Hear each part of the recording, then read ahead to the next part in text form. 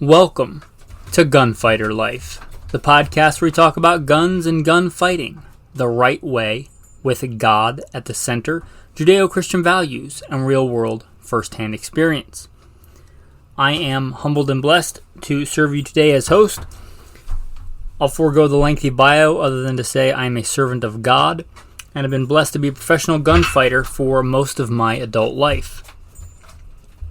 Military, law enforcement, private contractor, competition shooter, big game hunter, and guide. With that, let's get into today's episode, Hidden Gems in the Rifle World.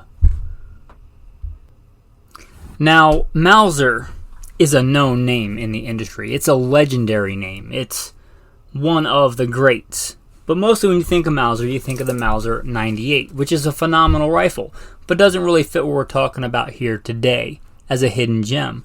Did you know Mauser still makes rifles? They still make the Mauser 98, it's a good rifle.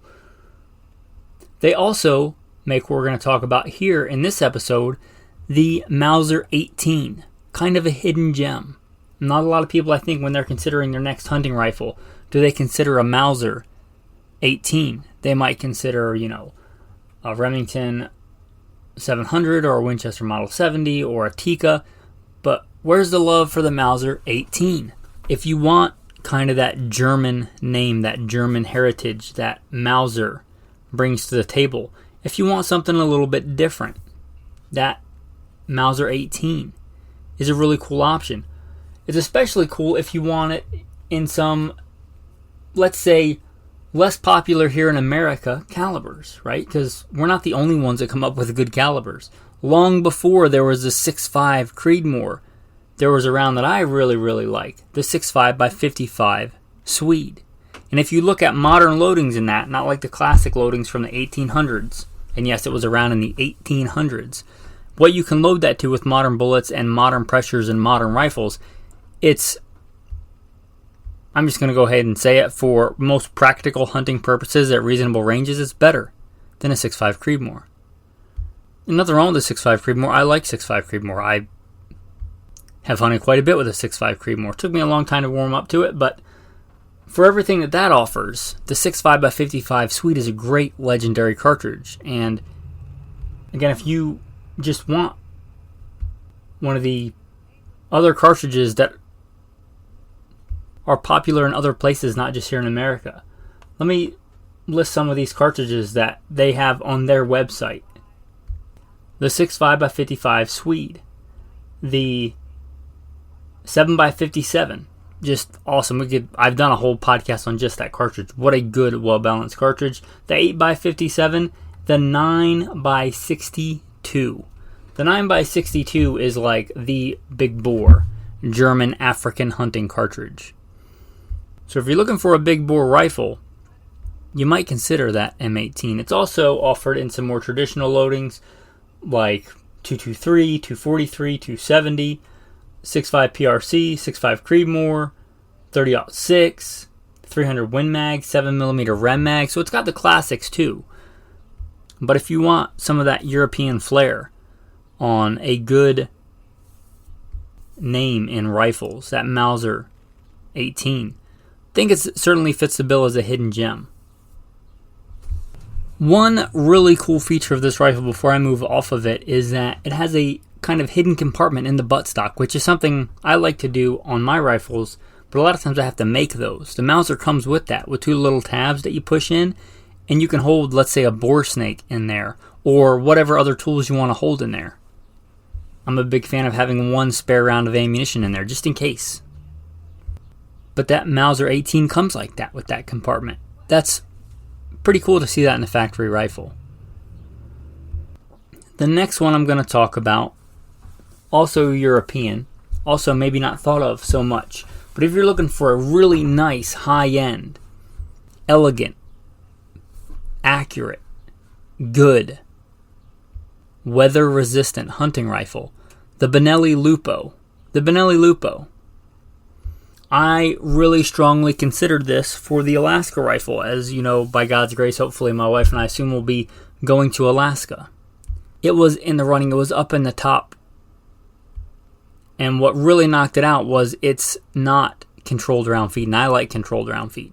Most modern rifles are not, and this one is not. But if you don't care about the controlled round feet and you just want those qualities I talked about, elegance, accuracy, really good weather resistance, the Benelli Lupo, you often think of Benelli shotguns, especially for like high-end, really hard-use shotguns. Benelli M4 is legendary for a combat shotgun.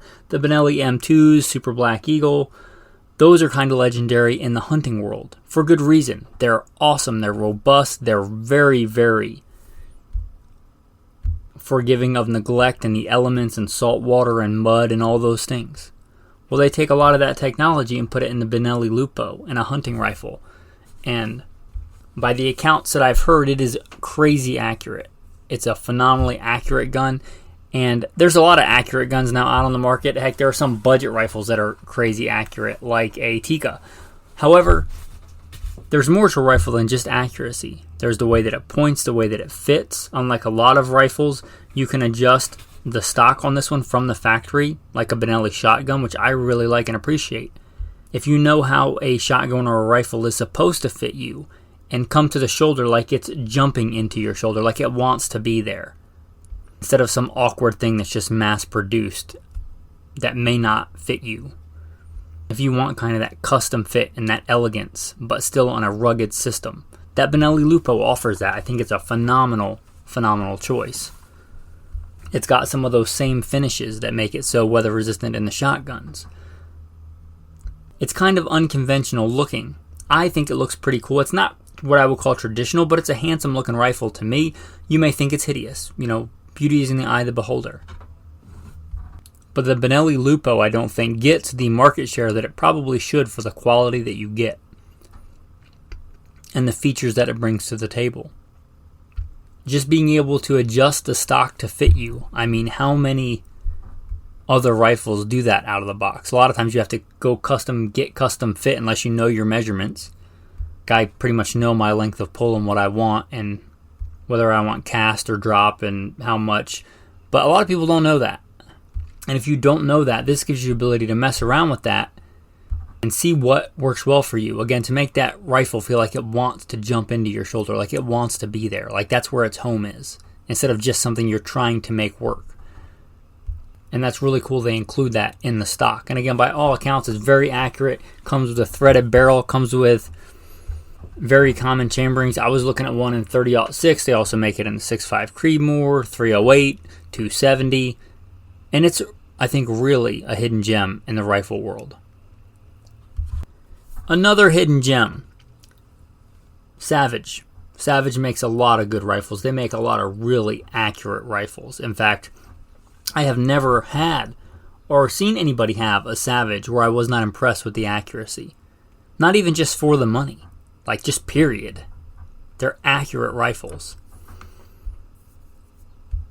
Now, you might be familiar with the Scout rifle concept. And if you are, you're probably likely most familiar with the Steyr Scout rifle and the Ruger Scout rifle. For good reason. They're both good rifles. You may be less familiar that Savage makes a Scout rifle. And if it's like any other Savage rifle that I've ever encountered, I would put it up against those other two for accuracy any day. Doesn't have some of the cool features of the Steyr. I don't think it comes in stainless steel like the Ruger, which I really like. However, again, for accuracy and being built on a proven platform or proven action, that Savage Scout rifle. But that's not even the one I don't even know how I got off on that tangent. A very similar rifle to a practical rifleman's rifle for hunting and survival at practical ranges with good backup iron sights, which I really like and appreciate. There is another. The Savage Hog Hunter. Whether or not you hunt hogs, it's just the name of the rifle. You can hunt anything else with it. It can be a good truck gun. It could be a good survival gun. It could be whatever. It's just got a lot of good features. Because I think even a lot of the Scout rifle sommeliers, whatever they would call themselves, and I'm not putting that down, it's a very intriguing concept. I think a lot of them would admit that nowadays it makes a lot of sense to put an LPVO on those kind of Scout rifles. So the whole forward mounted optic thing, I'm not saying there's never a place for it, but I'm saying even a lot of people that run scout rifles, I think like an LPVO. So if that's the case, you don't need that dedicated forward rail that kind of define a lot of scout rifles. That's not the only feature, but that's a big one. That's kind of one of the ones when you see a rifle, especially a bolt action with a forward mounted scope, you think scout rifle. But if you're thinking a practical rifle at practical ranges, you might look at that Savage Hog Hunter. There's so much push in the rifle and the hunting world for these super long range precision rifles. And if that's what you want to do, that's fine, but not every rifle needs to be that. Not every hunting situation or many other survival and defensive situations are that, right? Or are 1,000-yard, 800-yard encounters. A good, handy, practical rifle, good at reasonable ranges, I would say out to 350 yards. And I think there's a lot more of those kind of scenarios than is being represented in the new rifle world today. There's so many new long-range variants in this thing and that thing coming out, which is fine. If you want to do that, rock on. But you want a good, robust bolt-action truck gun or a saddle gun with good backup iron sights, again, which I appreciate that. I like shooting with iron sights, and I like having them as a backup because I break things. Let's be real, I break things. I got a Smith & Wesson M&P right now, and I love Smith & Wesson M&P. I've won more competitions with them than anything else. I've got one sitting in my bag right now with a cracked frame. Who knows how many thousands of rounds that thing has through it. This will be, I think, its second, maybe third trip back to Smith & Wesson. I break stuff. I'm hard on stuff. If it's going to be a hard-use survival defensive rifle or just survival rifle for putting meat on the table, and if I don't get something, I don't just go back. If I'm counting on it, I like backup iron sights. The Hog Hunter offers that. It offers a lot of really good features. Again, a proven action. If it's like any other Savage, really accurate. If you wanted kind of that lighter weight option, lighter weight of ammo option, the ability to carry lots of ammo, lighter recoil, they do offer it in 223. Depending on where you live, that might be a good choice or your situation. They also offer it in one of the best all-around calibers, crossover for defense and hunting, the .308 Winchester. They also offer it in .350 Legend if you want this and you're actually restricted to straight-walled cartridges and you want the .350 Legend, they offer it in that. But the Hog Hunter, I think it's an overlooked hidden gem. The ones I've seen, they may come in different colors, but the ones I've seen have a quite handsome OD green stock, which is one of my favorite colors. A really cool offering from Savage. A 20-inch barrel, which I think is really good for this kind of setup for what it's designed for. It lists some pretty noteworthy, to me, features. Adjustable length of pull, user adjustable AccuTrigger, detachable box magazine, threaded barrel, adjustable iron sights, rugged olive drab synthetic stock, 20-inch medium contour barrel, which is about just great for this size and what you want. An oversized bolt handle. Not as modular as the Benelli Lupo as far as the adjustments on the stock go, but it's a lot more than a lot of rifles that just come with your standard stock. Especially if you know that you want a different length of pull. If you shoot in a more modern squared off stance with a rifle, it's really handy to be able to adjust that length of pull. And it's a good thing they included it on that. It's a cool feature. This rifle is just kind of packed with cool features, and I don't think a lot of people know about it. I mean, it's called the Hog Hunter, but it would be great for all kinds of things. Just a kind of practical all-around rifle. It'd be great for that. Next, hidden gems. Hidden gems in the rifle world. How about we go to America's rifle? America's favorite rifle, at least. I would make an argument that America's rifle is perhaps the Winchester Model 70, but maybe not. There's no argument that the AR-15 is the most popular rifle. If you consider that all one model, like if you consider the AR-15 a model, it's by far the most popular, I think. What about hidden gems there?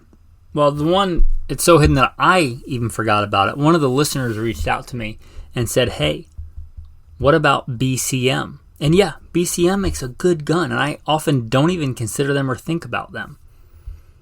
In my time around, I have instructed, taught many military, law enforcement, civilian, rifle, handgun, and I have been around, and I've never seen any issues with BCM. BCM makes a good gun, and I don't think they have the, let's say, panache, the Gucci factor that Daniel Defense does. And Daniel Defense makes a good gun, but I would not call them a hidden gem. They may not have the brand recognition of a Colt, like a Colt 6920. They're definitely not, I don't think, selling them in the numbers that Palmetto State Armory is selling their guns. But BCM is a good manufacturer of ARs and AR parts, AR uppers. BCM, you might see it as Bravo Company, but yeah, they make really good quality stuff. I see them offering versions of like their M4, their version of an M4. I do believe Colt owns the name M4, but a lot of companies make like an M4-ish thing. They offer those, M16. They offer what they call a Recce. And that's not it, but that probably is the broad spectrum. And they, again, uppers. One of the great things about the AR-15, and one of the reasons I think it is so popular, is that you can buy the serialized part, which is basically just a block of aluminum. And you can put all the other stuff on it. And as long as you got that block, that lower receiver that's serialized, you can order everything else through the mail. Unless you live like a nomad like me, have it delivered to your house. And plug and play. If you're going to do that, I would advise you to get a complete upper, or at least complete as in the upper receiver and the barrel nut are already joined together, and preferably with a bolt that matches, because you can get into some stacking tolerance issues. And also it's kind of important how you join that bolt, the barrel, and that barrel nut to the upper receiver. I'm not saying you can't do it at a kitchen table and get away with it. I'm not saying that. I've never kind of just put one together, but if my advice to you would be get an upper with at least those components together. Like, that already has a bolt assembly and that already has the barrel and the barrel nut joined to the upper receiver. Because that's really where you can run into issues. Not the only place. I mean, you can put in a lower parts kit wrong and get some issues, but like catastrophic safety issues, order the complete upper, or I mean complete. It doesn't have to have like the coolest handrail or whatever. But complete as in that barrel and the barrel nut are joined to the upper receiver. I'd encourage you to go that way. And then piecing all the other stuff together, right? It's not that hard to put on a stock, or except for little tiny parts going flying across the room, it's not that hard to put together a lower receiver. Really not the massive pressure containing areas like the chamber is. So anyway, they offer the uppers. They offer the complete rifles, but BCM, I think, yeah, they are kind of a hidden gem. I don't know that I've ever talked about them on the podcast, and a thank you to the listener. He didn't say that he wanted his name mentioned, but he probably knows who he is if he's listening. And for all the other BCM fans out there, yeah, they make good products. They make good stuff. There are just so many AR-15 companies out there. I kind of forget about them. They're not a bad company, which is great, so I don't generally talk about them in a bad way. Right, they're not the Springfield XD of the handgun world. They're also not one of my go-tos. When somebody asks me for a go-to recommendation, if they say, I want one for it's going to be my one AR, I'll probably recommend a Colt 6920, if you can find an older Colt LE 6920. Perhaps an FN, but usually I'll start with Colt. If you want a good one for the money, like best value, in my opinion, it's going to be the Smith & Wesson M&P. And those are generally my go-to recommendations.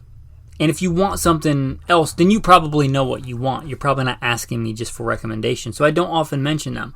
But yeah, the BCM, I think a hidden gem in the AR world. Also another one, Aero Precision. I think Aero Precision makes some really good stuff. Again, there's so many, they're not the only game in town, but they make good quality stuff. Aero Precision. Good barrels. Faxon makes good barrels, and there's a lot of companies that make good barrels. And here's a little secret: there's a lot of AR manufacturers that kind of assemble their own ARs, but a lot of the barrels are made by way less manufacturers. Like, a lot of manufacturers make barrels for all kinds of companies. They'll piece them together and put their name on them. But Faxon, I do believe, makes their own barrels, and they make good barrels, and they're not crazy expensive. If you want like the best value in a barrel, I'd probably say look at Faxon. So there's some hidden gems there in the AR world. Now, the M14, and I do mean the military M14. I have some experience with those, with actual M14s. I also have owned the Springfield M1A. I quickly sold it. They're not horrible rifles, the Springfield M1A. I do believe the M1A has a cast receiver. In contrast, the M14's forged receiver. If you're familiar with the M14-ish, if you like that platform, and I do. Again, I have experience with actual M14s. They're phenomenal. They are a good, if not very heavy, rifleman's rifle. If you like to shoot and shoot long range with iron sights and really good iron sights, and you want a common, affordable round in .308, they're a good option. But you probably know about the military M14, which you really can't generally get unless you're in the military or something. There also is the M1A, which is a cast receiver, which I'm not going to get into the metallurgy behind all that, but they're the Springfield version of an M14. They're pretty well known. There's also, for a short time, made the Polytech. And I saw one of these in a little gun store in a fairly, medium-sized city in northern Idaho. And this was a while ago. It was pre-COVID, but it wasn't like, the 1900s. It wasn't the last century. And it was, I think, $700. And I walked out of there, and I've thought about that rifle many times since then. It was a Polytech for $700. I should have bought it.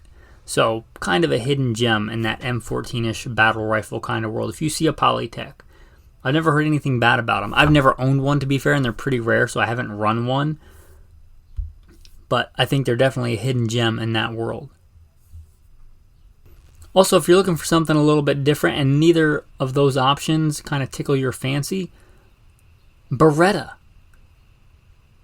And you might think, what does Beretta have to do with an M14? Well, they make kind of a quasi version of that. If you like the M1 Grand and you like the M14 and you want a detachable box magazine .308, there's a lesser known Beretta BM59. You can find these imported. They're a good design. Very similar in that they're a full-powered battle rifle, fighting rifle, in that traditional walnut and steel. Good sights, detachable box magazine in 7.62 by 51 NATO. And this is a hidden gem episode, so the BM59. I think it definitely fits that description. Like, of all the Cold War battle rifles, you probably know the M14, you probably know the FOUL, you probably know even the G3, things like that. But the Beretta BM59, where's the love? A really cool option. How about another hidden gem, since it just popped into my mind?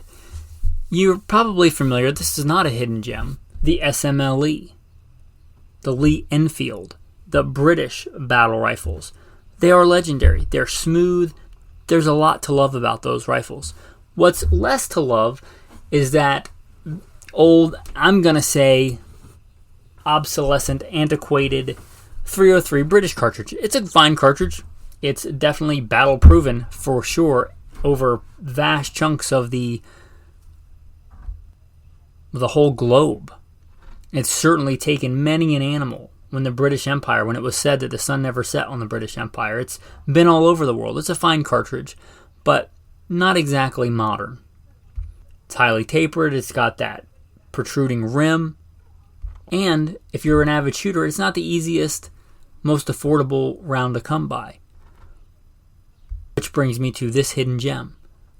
The Ishapore. The Ishapore is an Enfield made in 308. Yes, it exists. Kind of a unicorn, but they're out there.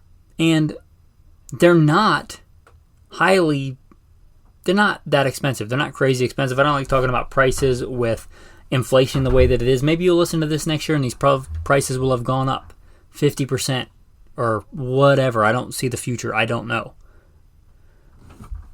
But the Ishapurs, I think because they were made either for India or by India, associated with India, a lot of people don't really covet them like a fine German sporting arm or a Belgian sporting arm. But I've never heard anything bad about the Ishapur. If you want a Springfield, if you want like a bolt action battle rifle in 308, and the Enfields are known for a really fast among bolt action.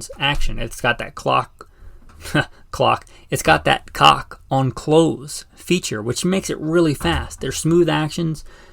Again, there are a few things more battle proven than the SMLE. And as I aforementioned, the 308 is one of the best, probably the best crossover defensive, hunting, battle rifle cartridges, right? It encompasses all that. And it's not the best at any of the one things, but it's really good at all of them. And you can get that SMLE kind of proven design and that great, versatile, affordable, common round in the 308, that Ishapur. A hidden gem, for sure. There was a time when they were more affordable, less money, but that could really be said about anything, from gasoline to the SKS to a brick of 22 ammo. But I don't think they're as highly coveted. Again, mostly because of that India connotation. But I've never heard anything bad about the rifle.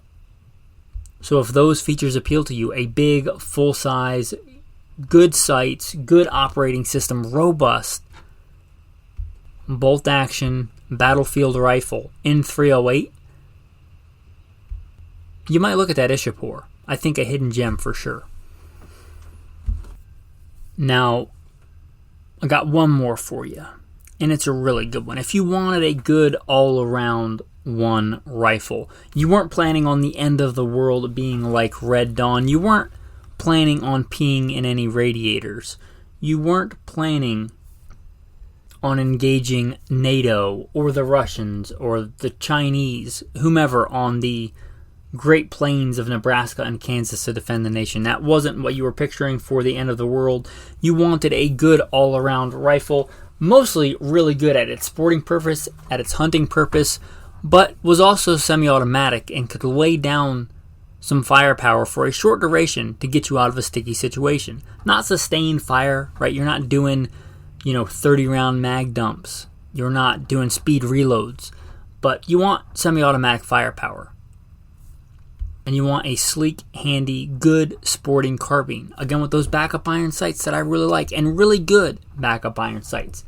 That points well, that handles well. There is an option. A hidden gem. The Remington 74, 740, 7400. I think they went in that delineation, like the early ones were the 74, and then the 740, and then the 7400.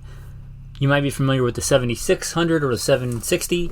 Those are the pump action, which are also really good, which would fit this role, especially if you live somewhere where you can't hunt with a semi-auto. But the semi-auto versions, and these were all that I'm aware of made pre the new Remington. So they should be fine for quality control, especially I think the 740s. They're in common calibers. Again, that 308 if you want a good all-around round. 30-06 if you want to go with a classic. Even more classic than the 308 they make them in all kinds of different calibers. They're good. They're handy. They're semi-automatic.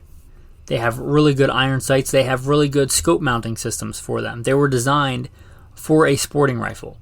And long before, again, this long-range craze hit, kind of a light, handy, fast handling, fast follow-up shot carbine. If you're looking for a good all-around ranch rifle, a good all-around carbine, for a truck gun, for kind of backcountry survival. You wanted, just in case something bad happened, you wanted just a little bit of semi-automatic capability. Again, you're not doing 30-round mag dumps and doing speed reloads, but if you need to unload a couple of rounds quickly, multiple adversaries, whatever the case is, they're semi-automatic. And I really like the way they handle. I really like the older Remington 870s. Perhaps one day, I wish that I had an older Remington Wingmaster or Police Magnum. I really do. I have a lot of professional experience with the 870. When they came out with the new 870, I bought one and the thing didn't work. I did a lot to fix it up and make it work, and then I got rid of it. I wouldn't feel good about selling a gun to somebody that I knew had issues, so I fixed it and then I got rid of it. It wasn't the old Remington that I remember. I would love to have an older Remington Wingmaster or a Police Magnum or even a Marine Magnum. One of the reasons is, talking about that fit and finish, to me, they just fit and function and fire so well. I think from my pure engineering design standpoint, the Mossberg 500, 590, I think it's the 835. There's a lot in the engineering world that the Mossberg has going for it. It has dual extractors. They're robust, they're rugged, but just for me, when I've shot them side by side, I like the fit and the pointing of an 870, and it's kind of important for a shotgun, right? Talking about the mass-produced stocks, well, that is one mass-produced thing, that Remington 870, that seems to fit me really well. And I've seen in my own experience that, like, their rifles that are built very much that same way with those kind of same aesthetics, the 760 and what we're talking about now, the 740, have a lot of that old Remington fit and finish and feel. And I like that. They're good rifles. And I think that, again, 74, 740, 7400, I think they're a hidden gem. So if you're looking for a good semi-auto, all-around, modern cartridge, semi-automatic rifle, but you don't want to go full-blown AR-15 or even a Mini 14, you don't want to lug around a 12-pound M1A with a bunch of stuff on it, you might look at that. They're good, I think, hidden gems in that semi-automatic rifle world. And in the hunting rifle world, they're a good crossover. The only issues with them I'm familiar with is by people that took them apart and put them back together improperly, which I don't know that I would fault the gun for that. But a really cool gun nonetheless. Episodes are already running kind of long. I had some other thoughts, but most of those were kind of in the pistol caliber carbine kind of world. But we're already running up on 33 minutes. I haven't even done the tactical tip and stuff for the day, so I might save that for a different episode. Maybe not. I've been doing a few of these hidden gems. Hopefully you enjoy this content. If you're thinking about buying any of these rifles or even a box of ammo, you're going to be supporting somebody. Hopefully you'll consider supporting this podcast, and to be frank, supporting me. The reason you get so much content, and you may only interact with what you hear on the podcast, but there's a lot more. Talk to anybody that's in like the audio visual kind of world, which I am not a tech guy, right? I'm not super tech savvy. There's a lot more that goes into it, trust me, than just the minutes that I'm talking. There's a lot of other stuff that goes on behind the scenes. Anyway, if you want to support this ministry, and I'm going to be honest, me, if you want to support me in doing this, right, it is written, you shall not muzzle the ox while it treads out the grain. If you're considering buying a new rifle or shotgun or pistol or a box of ammo for a fraction of that cost, you can support on Patreon. I'll put a Patreon link in the show notes. If you want to support, please consider becoming a patron. You get some cool insider content, and you get to interact with me on more than just a listening basis, right? It becomes more of a two-way thing there where we can communicate pretty easily. Ask me questions, ask me advice. If you've listened to a couple of episodes, you likely don't agree with everything I say, right? You shouldn't. I'm not infallible. But you likely agree with a lot of the viewpoints here. So if you want my opinion on stuff, you want to be able to ask me stuff. If you think that's valuable, consider becoming a patron. Again, a Patreon link in the show notes. Also, other ways to support. You can go to goodshepherdtraining.com, goodshepherdtraining.com. There's some merchandise on there. I don't make a lot on that stuff, I'll be honest. But if you just want to buy a sticker, right, a Gunfighter Life sticker to put on your water bottle, on your laptop, or whatever, goodshepherdtraining.com. But really consider becoming a patron if you want to support me, if you care about that. Enough about that. As a thanks for listening, and I am thankful and humbled that you listen, the tactical tip of the day. I've recently talked about it, but it came up talking about patrons. A patron asked me a question, and it was pretty popular, so I'm going to talk about it here for all of your benefits. Talking about an AR-15 setup. Here's the deal. What are the mission parameters, right? What do you want it to do? For a lot of people, if you just want it for a home defense gun, especially if you live in an urban, suburban area, there's nothing wrong with just a red dot. I prefer an LPVO. That's even, and I'm not saying this to be like, oh, I was cool before it was cool, but I literally ran an LPVO in law enforcement before I ever saw anybody else run an LPVO. We're talking way back pre-COVID. We're talking way back before Obama. We're talking way back before the last ammo shortage. Not this one, the one before that. We're talking the aughts, I believe. I started shooting a lot of competition as a law enforcement officer. This was after my time in the military. And I saw the advantages of an LPVO, and I started running them in my more specialized assignments in law enforcement. Even back then, but like again, when I was like an outlier, when I never remember seeing them on a duty gun. They were for the gamer gun, right? Back then, that's how they were seen, which is a lot of the way that military and law enforcement see stuff. A lot of times, they're 20 years behind the curve, right? They're 20 years behind. Competition guys were running red dots on handgun decades ago. Competition guys were running LPVOs a long time ago. Competition guys were shooting in an isosceles back when a lot of people were still teaching the Weaver stance, right? It just is. Military and law enforcement tend to be slow to the party. It just is, right? How long were STI, now Staccato 2011s popular in competition shooting? Now you're seeing them starting to be popular in law enforcement. Again, behind the curve. Okay. The LPVO is one of those things, right? It is a great choice. Phenomenal. It's my go-to. And I'm saying that as somebody that came to that decision, not because it was the next cool thing, not because the military just finally a couple of years ago adopted an LPVO and people think it's like the new hot thing to put on a fighting carbine. There's a lot of good reason for an LPVO. You do give up a little bit. You don't have, in general, as generous an eye box. If you like switching sides, if you like shooting around barricades, right side, right shoulder, left side, left shoulder, you can shoot with either side of your body. You can be pretty ambidextrous moving and shooting like that. You do give up a little bit of eye box as opposed to a red dot. The red dot can be a little bit faster and more forgiving, and especially in more unconventional positions, like let's say urban prone, laying on your side, shooting underneath a vehicle. Things like that, yeah, red dot has its advantage. But I think overall, I like an LPVO. If you're asking me, if you're just saying I want an AR-15 or an AR-10, not a specialized home defense carbine, not a dedicated CQB thing, correct? Because that's be different. I have a more dedicated CQB. It's not strictly CQB.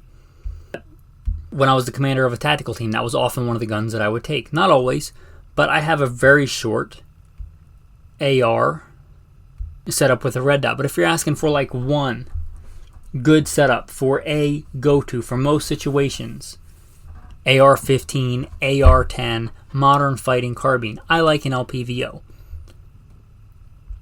I like an LPVO with 45-degree offset iron sights. You can't really co-witness with an LPVO the way you can with a red dot. So if I'm running an LPVO, I like the 45-degree offset iron sights. Good, usable iron sights, not like vestigial iron sights. And if I am doing really close-in stuff, a lot of times I prefer just the irons. We're talking, right, small room kind of stuff. I like that setup, if you're asking me for a setup. If you say you want the red dot, then I prefer a true co-witness on my red dot sight. And I know a lot of people like the lower 1/3, and I'm not ragging on that. I like the true co-witness, especially for the reason that if I have the sights up, then I can quickly see if something's out of whack. If my red dot gets knocked off, I can look and see.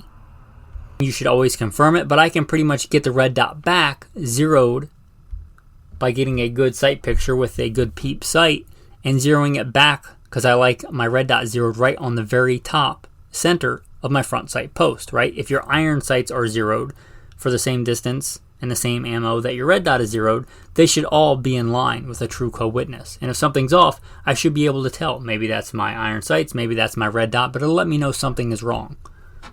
And if I have to re-zero and my iron sights are still zeroed, it makes it a lot easier and it saves a lot of money on ammo if I can just put that red dot on the top and center of that front sight post with a good sight picture. That's how I like to set up either one of those.